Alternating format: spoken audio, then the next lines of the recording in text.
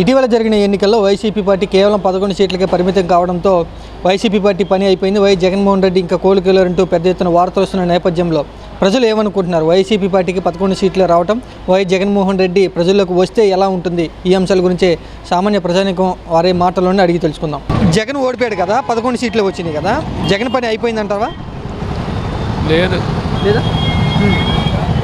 ఒక్కోసారి ప్రజలు మార్పు కోరుకుంటారు, మళ్ళీ వస్తాడు.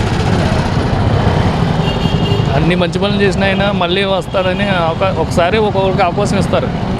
ఇప్పుడు కృష్ణా జిల్లా గుంటూరు ఏంటంటే రాజధాని కోసం మెయిన్ ప్రాబ్లం, దానివల్ల పోయాడు.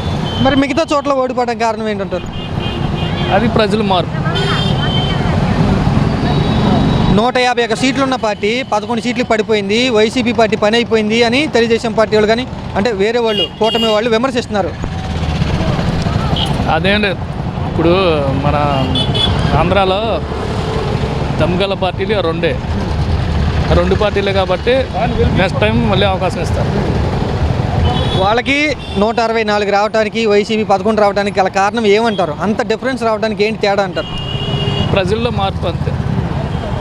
ఓన్లీ రాజధాని కోసం ప్రాబ్లం, అది కాకుండా జనానికి పని లేకపోవడం, అది మెయిన్ ప్రాబ్లం.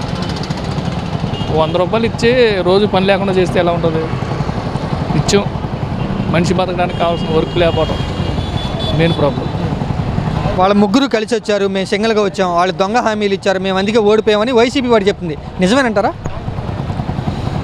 అదేం లేదు, ప్రజల్లో మార్పు అంతే. అంతకుముందు చంద్రబాబు నాయుడు ఎన్ని చేశాడు? ఇదేంటి, ప్రజల్లో మార్పు కోరుకున్నారు కాబట్టి వచ్చాడు. చంద్రబాబుకి అవకాశం ఇద్దామని కూటమి గెలిపించారంటారా? అంతే. జగన్ ఏమైనా బయటకు వస్తే మళ్ళీ వైసీపీ పుంజుకునే అవకాశం ఉందా లేదా? ఉంటుంది. ఈసారి మళ్ళీ ప్రజలు మార్పు కోరుకుంటే ఇస్తారు అవకాశం. ఎందుకంటే ఒకసారి ఆయన ద్వారా ఎన్నో రత్నాలు లాంటి హామీలు అవన్నీ నెరవేర్చాడు కాబట్టి ఈసారి ఇస్తాడు. అంటే మరీ 11కే పడిపోయింది కదా వైసీపీ. జగన్ వస్తే ఏమైనా పుంజుకునే అవకాశం ఉందా లేదా? జగన్ని నమ్మే పరిస్థితి ఉందా జనాలు? నమ్ముతారు, ఈసారి కంపల్సరీ నమ్ముతారు. ఎందుకంటే ఆయన ఈసారి ముందు చేసిన పనులన్నీ ఇప్పుడు ఈడు చేసేదాన్ని బట్టి ఆయన మీద నమ్మకం కలిగింది. మొన్న జరిగిన ఎన్నికల్లో జగన్కి కేవలం 11 సీట్లు వచ్చినాయి, వైసీపీ పార్టీ పని అయిపోయిందంటూ వార్తలు వస్తున్నాయి. నిజమేనంటారా? వాస్తవం ఇట్లా కనబడుతుంది. నేను గతంలో ఈ పార్టీ ఆ పార్టీ అని కాదు, ఆ పార్టీలోనే నేను చేశాను. కానీ కొన్ని లోపాల వల్ల ఆయన ఇదయ్యాడు, కొంతమంది వ్యక్తుల వల్ల ఓడిపోయాడు ఆయన. లేకపోతే వ్యక్తిగతంగా బాగానే చేశారు. అయితే చంద్రబాబు నాయుడు గారు సీనియర్ మోస్ట్ కాబట్టి ఆయన ఆశయాలు పవన్ కళ్యాణ్ కూడా ఏడవడం వల్ల ఈ కూటమి వల్ల గెలవడం చాలా ఆనందదాయకం అందరికీ కూడా. అదే వైసీపీ అదే చెప్తుంది, వాళ్ళ ముగ్గురు కలిసి వచ్చారు, మేము సింగిల్గా వచ్చాం, అందుకే ఓడిపోయామని చెప్తున్నారు. నిజమేనంటారా? దానిలో ఏంటంటే ముగ్గురు కలిసి వచ్చినా ఎంతమంది వచ్చినా దానిలో బలం లేకుండా పోయింది. ఇతను వాళ్ళు రోజా అని, లేకపోతే పేర్లు కొడాలి నాని అని, ఇలా కొంతమంది వల్ల ఆయన రిమార్క్ పడ్డాడు. లేకుండా వాళ్ళని ఫస్టే కొద్దిగా రిమార్క్ వచ్చినప్పుడు తొలగిస్తే జగన్ గెలిచేవాడే. లేదు కాబట్టి ఇప్పుడు ఇక్కడ ఈ చంద్రబాబు నాయుడు ప్రభుత్వం, పవన్ కళ్యాణ్ ప్రభుత్వం, బీజేపీ ఇక్కడ రాసి పెట్టింది. అది ముగ్గురు కలిశారు కాబట్టి బాగా.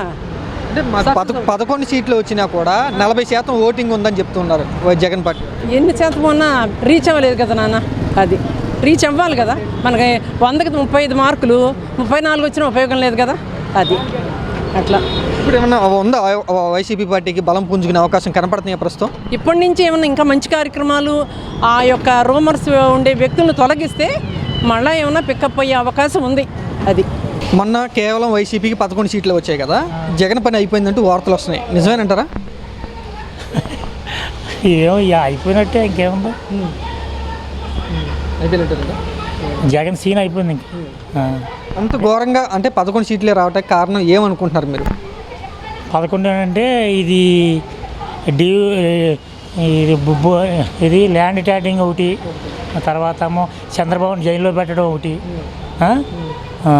ఆ రెండు బాగా దెబ్బ కొట్టాయి. ఇప్పుడు జగన్ ఏమన్నా మళ్ళీ బయటకు వస్తే ఇప్పుడు ఏమన్నా ఊపు వచ్చే అవకాశం ఉందా వైసీపీకి? ఏముంది లేదు 11 సీట్లతో ఏం చేస్తాడు చెప్పండి. ఏం చేయాలి? 11 సీట్లకు పరిమితం అవ్వడం చాలా దెబ్బ వైసీపీకి, జగన్కి. వాళ్ళు ముగ్గురు కలిశారు, అందుకే మేము ఓడిపోయామని వైసీపీ పార్టీ వాళ్ళు చెప్తున్నారు. నిజమేనంటారా? పవన్ కళ్యాణ్, చంద్రబాబు బీజేపీ కలపడం వల్లనే జగన్ ఓడిపోయారంటారా? కలపని 130 సీట్లు వచ్చినాయి కదా చంద్రబాబుకి. పవన్ కళ్యాణ్ బీజేపీ లేపనీడికి 100 వచ్చినా సీఎంఏ కదా చంద్రబాబు. అట్లాగా హామీలు ఎక్కువ ఇచ్చారు, ఎక్కువ చెప్పారు, ఎక్కువ ఇస్తామని, అందుకే జనాలు వాళ్ళ వైపు చూశారు, మాకు వేయలేదని వైసీపీ వాళ్ళు చెప్తున్నమాట. అది కరెక్ట్. అది ఎందుకంటే ఇప్పుడు 4,000 పింఛనన్నా 4,000 ఇచ్చాడు. ఇప్పుడు ఈయన వైసీపీ వాళ్ళు ఏం చేశారు, 3,000 పెంచానన్నాడు. సంవత్సరానికి 250 4 సార్లు చేశాడు. అది మరి మాట తిరగచ్చు కదా. ప్రస్తుతం వైసీపీకి చాలా కష్టమేనంటారా? కష్టమే. జగన్ పని అయిపోయిందని అంటున్నారు, ఏమంటారు మీరు? నిజంగానే అయిపోయింది. నెక్స్ట్ కూడా రాడు ఇంకా రాడు. 11 సీట్లు పడిపోయాడు కాబట్టి అయిపోయిందంటారా?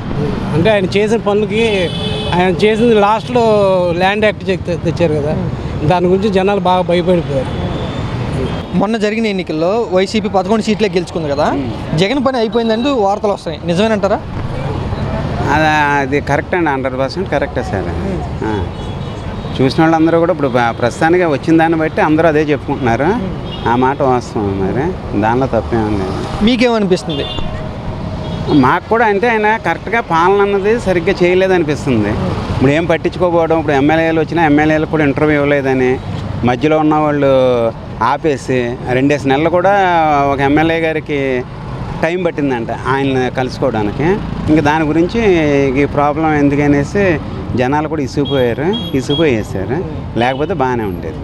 అయినా కూడా మాకు 40% ఓట్లు వచ్చినాయని వైసీపీ పార్టీ వాళ్ళు చెప్తున్నారు.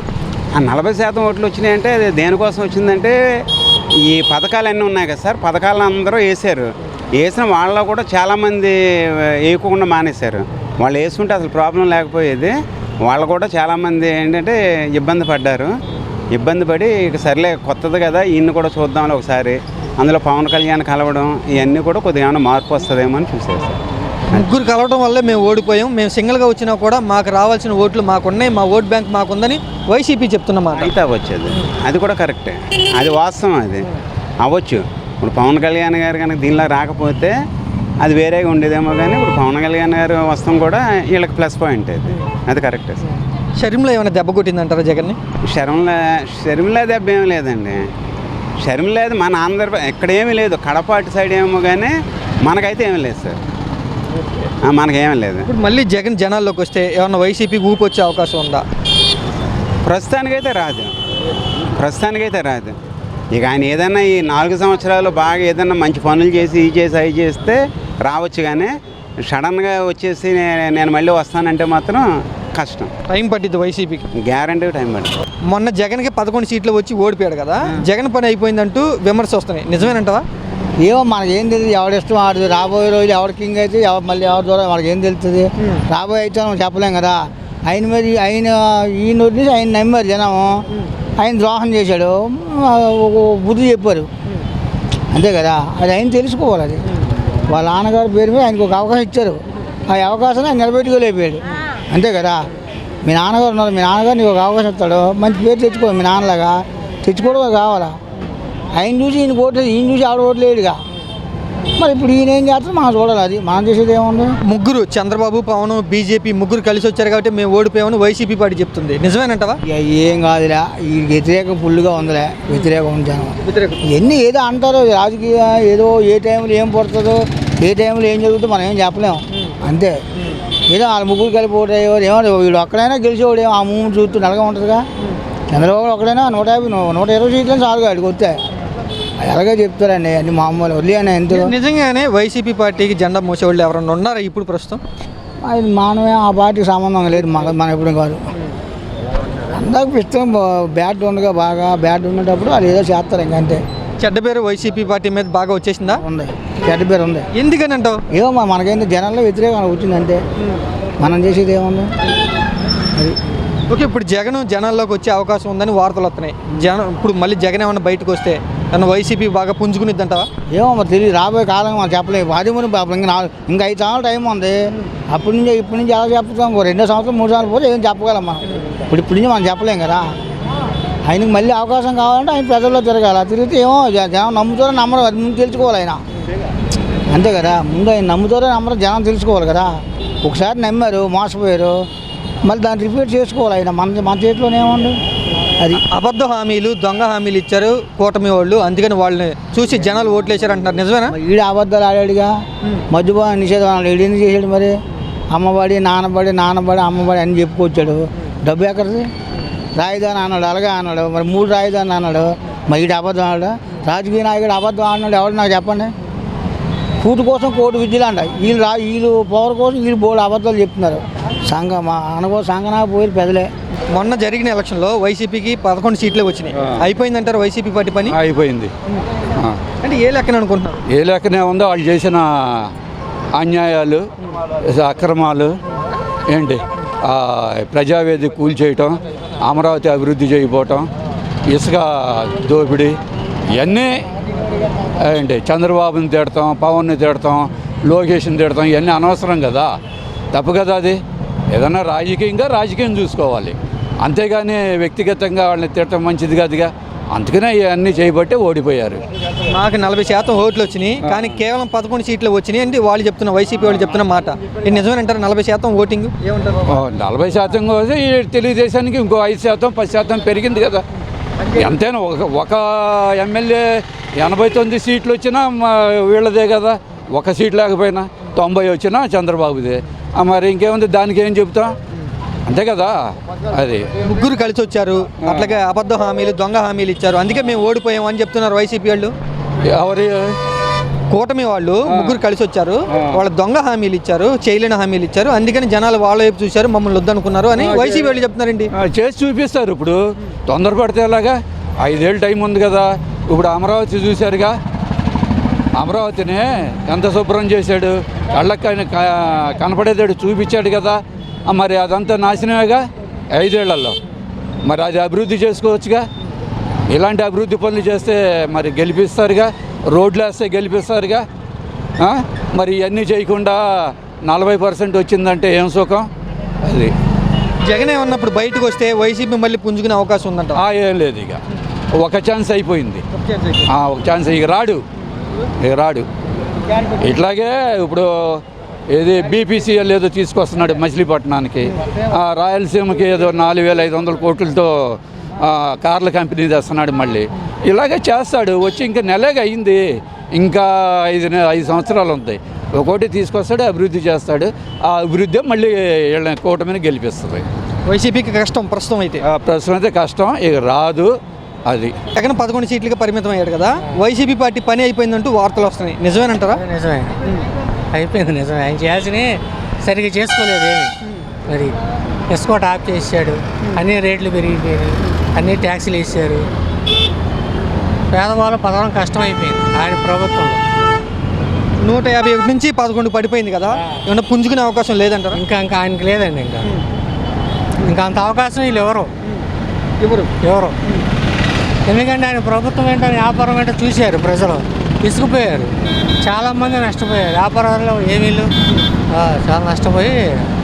ముగ్గురు కలిసి వచ్చారు కాబట్టి మేము ఓడిపోయాం, సింగల్గా వచ్చాను వైసీపీ వాడు చెప్తుంది. నిజమేనంటారా? ఏం లేదండి, ముగ్గురు వచ్చిన ఎవరు వచ్చినా జనాల నిర్ణయం ఒకటి. అది చేయాలనుకున్నా చేశారు జనాలు, అంతేగాని ఇలా ముగ్గురు వచ్చారు ఒకటి వచ్చారని కాదు. ఓడించాలని ఓడించారు అంతే.